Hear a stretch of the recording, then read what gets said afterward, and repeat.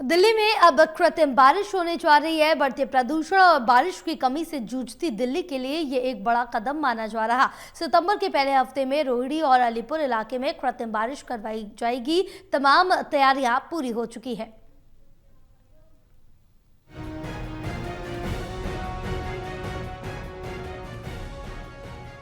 दिल्ली सरकार ने कृत्रिम बारिश को लेकर सभी जरूरी मंजूरियां हासिल कर ली हैं। DGCA ने विमान उड़ान की इजाजत दे दी है। 30 अगस्त से 10 सितंबर के बीच ये बारिश करवाई जाएगी।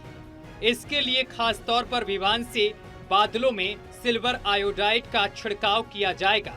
पर्यावरण मंत्री मनजिंदर सिंह सिरसा ने कहा है कि दिल्ली में प्रदूषण कम करने और नमी बढ़ाने के लिए हम कृत्रिम बारिश का प्रयोग कर रहे हैं।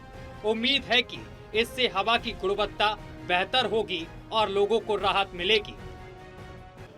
पिछले 4 महीनों में निरंतर दिल्ली के बदलाव के लिए, जहां हमने AQI कम करने के लिए कूड़े के पहाड़ों को हटाने का काम शुरू किया, लगभग 30 के आसपास एकड़ जमीन अब तक रिक्लेम कर चुके हैं। कूड़े के पहाड़ों को हटाकर कूड़े के पहाड़ों से फ्यूल बनाया जा रहा है, कूड़े के पहाड़ों से मटेरियल बनाया जा रहा है जो सड़कों में काम लगाया जा सके।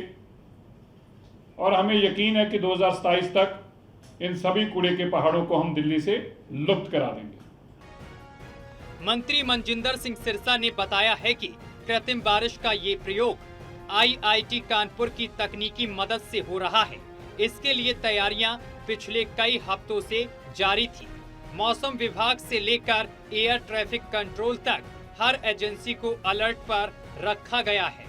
उन्होंने कहा है कि दिल्ली सरकार ने क्लाउड सीडिंग के लिए DGCA से सभी तरह की परमिशन ले ली है। सिरसा ने दावा किया है कि पिछली सरकारें सिर्फ चिट्ठियां लिखती रही, लेकिन इस सरकार ने इसे अमल में लाने का काम किया है। लगातार पिछली सरकारें बोलने में तो करती रही, हम क्लाउड सीडिंग कराएंगे, हम क्लाउड सीडिंग से बरसात करा के लोगों को निजात दिलाएंगे, लेकिन वो कुछ भी करने में नाकाम रहे। पहले मैं उनके नाकामी का कारण बताना चाहता हूं। उन्होंने केवल और केवल चिट्ठी लिखने का काम किया, क्योंकि वो ब्लेम गेम में करना चाहते थे। वो नहीं चाहते थे काम करना, इसीलिए वो चिट्ठी लिख देते थे और फिर आपके आगे प्रेस कॉन्फ्रेंस कर लेते थे। बताया जा रहा है कि रोहिणी और अलीपुर जैसे इलाकों में ये कृत्रिम बारिश कराई जाएगी, जहां हवा की गुणवत्ता सबसे खराब स्तर पर पहुंच चुकी है।